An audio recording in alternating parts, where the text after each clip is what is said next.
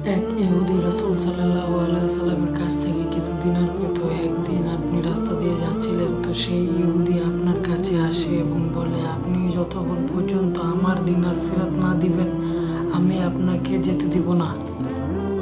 তো নবী আকরাম সাল্লাল্লাহু আলাইহি ওয়াসাল্লাম বলেন, এখন তোমাকে দেওয়ার মতন আমার কাছে কিছুই নেই। ইহুদি বলল, যতক্ষণ না আপনি আমার ঋণ পরিশোধ না করবেন আমি আপনাকে যেতে দিব না।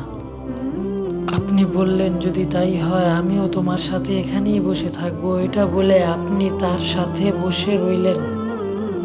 যত সময় পার হচ্ছিল তত আপনার সাহাবীরা জড়ো হতে লাগলো। যখন সাহাবীরা ইহুদির এই দুঃসাহস দেখেন তখন তারা সিদ্ধান্ত নেয় ইহুদিকে শাস্তি দিবে। তখন আপনি বললেন, তোমরা তার থেকে দূরে সরে যাও আর তাকে বিরক্ত করো না। যার কারণে সাহাবীরা ইহুদির কিছু করতে পারল না। যত সময় যাচ্ছিল তত সূর্যের তাপ বাড়ছিল, যার কারণে আপনার গরমে ঘাম ঝরছিল এবং সমস্যা হচ্ছিল। এই সবের পরও আপনি তার ওপর কোনো রাগ করলেন না, কোনো কথাও বললেন না।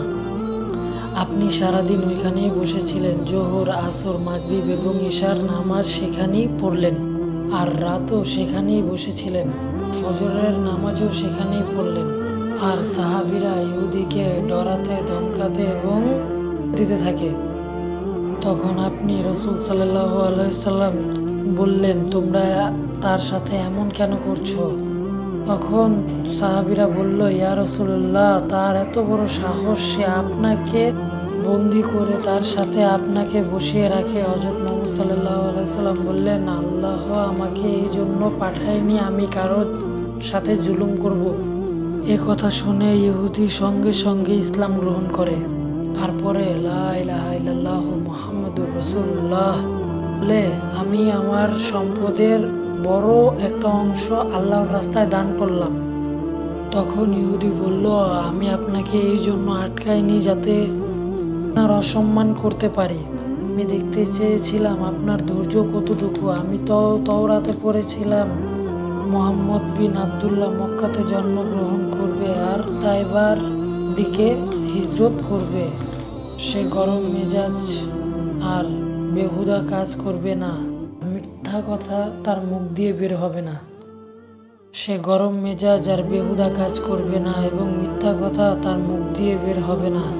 এই জন্য আমি আপনাকে আমার সাথে বসিয়ে রেখেছি এবং আমি পর্যবেক্ষণ করছি। তাওরাতে একদম সত্যি কথাই বলেছে, আপনি আল্লাহর রাসূল, তাই আমি ইসলামকে গ্রহণ করলাম। তো বন্ধুরা, আমরা জানতে পারলাম রাসূল সাল্লাল্লাহু আলাইহি সাল্লামের ধৈর্য কেমন ছিল, আর আমরাও আমাদের নবীর মতন ধৈর্য ধরব। ভিডিও ভালো লাগলে একটা লাইক করবেন আর সাবস্ক্রাইব করবেন। আল্লাহ হাফেজ।